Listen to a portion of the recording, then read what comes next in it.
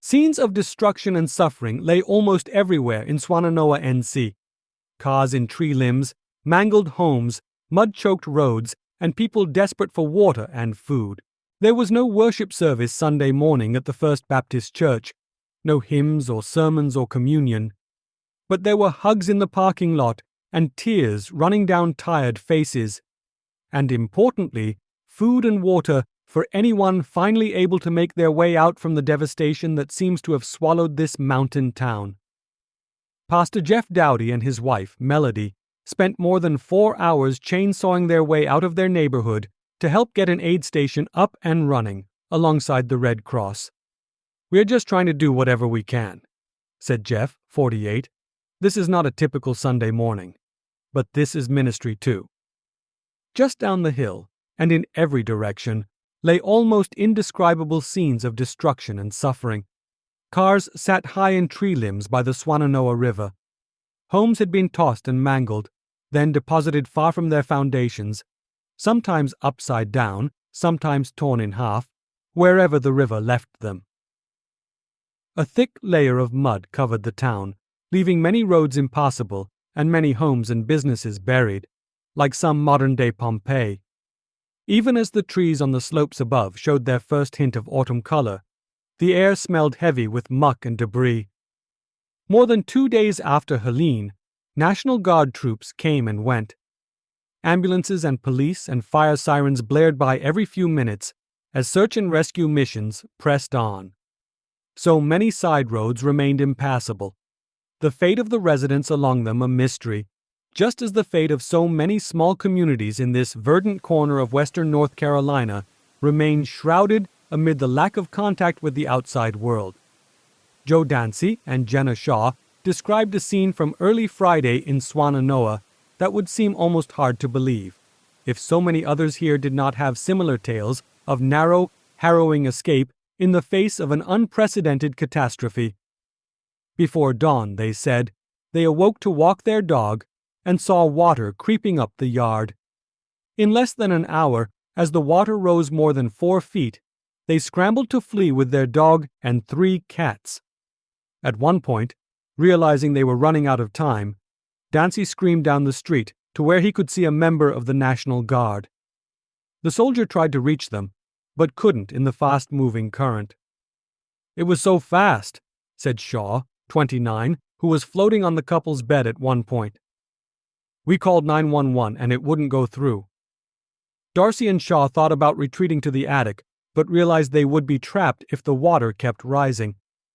Darcy's truck soon floated away.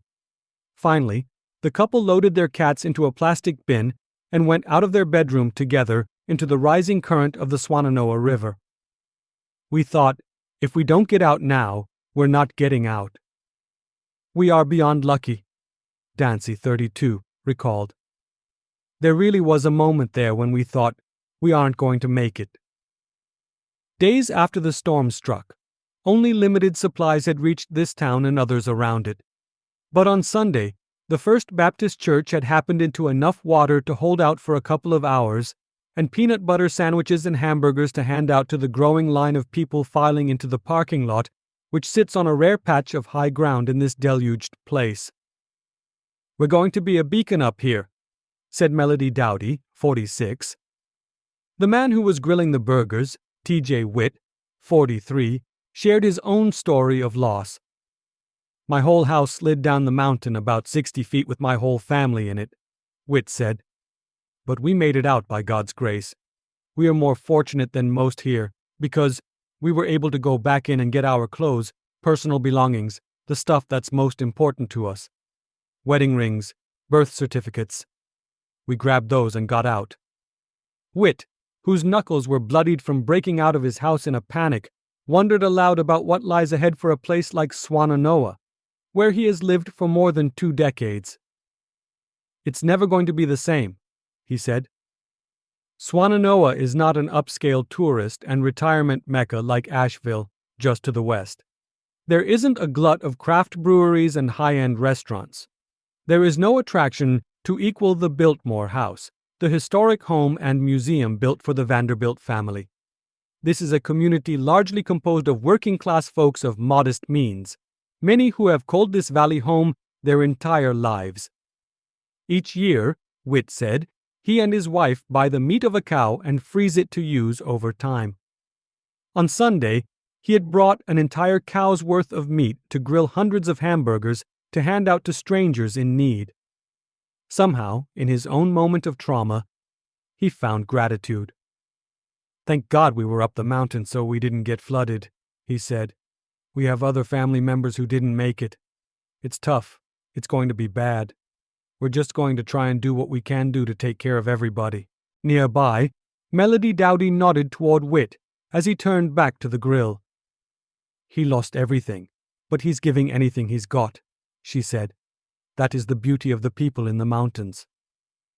By midday Sunday, Dauncey and Shaw were shin-deep in the mud that covered the front yard and inside their small home on North Avenue in Swannanoa, trying to salvage part of his large record collection, her houseplants, and anything else that hadn't been destroyed, which wasn't much.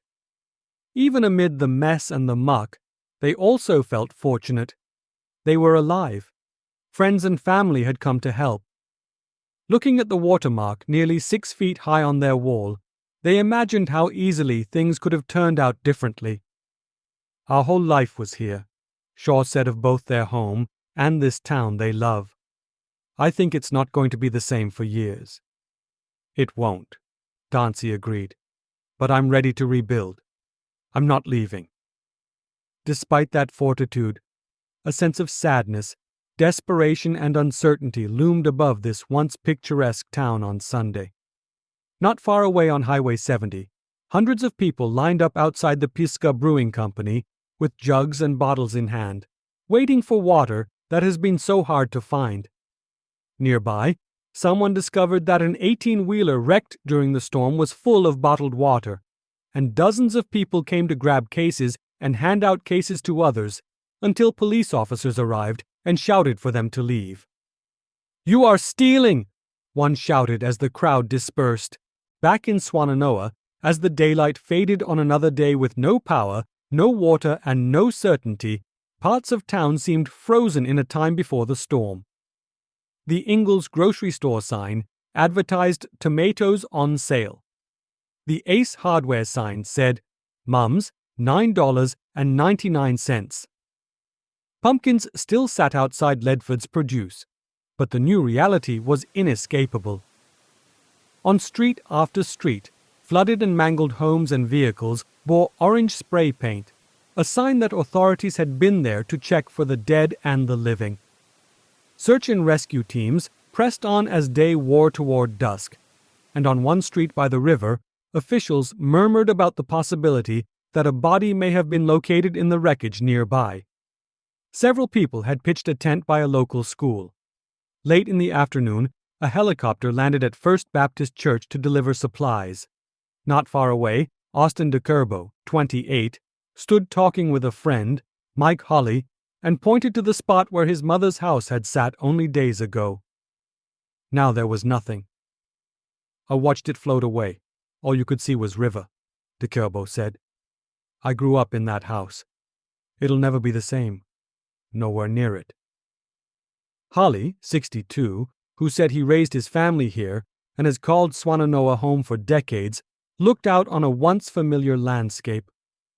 "All these places are gone," he said, describing one by one the multiple houses that had once lined the river, but which the river had carried away. "Unbelievable," he said.